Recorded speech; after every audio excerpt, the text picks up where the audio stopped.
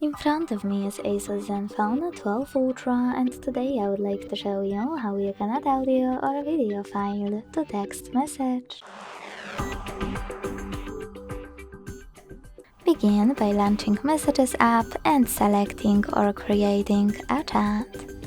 Now to add an audio one first, use this plus at the bottom left corner, hit Files, choose Audio at the top and look for your file here by tapping on one of those apps or by selecting those three lines at the top left corner in one of those sources.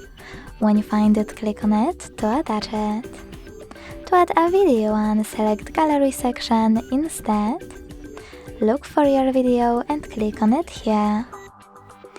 If you can't find it, select Folders, look for it here and click on it to add it. Thanks so much for watching. If you enjoyed this video, leave a like, comment and subscribe. Bye!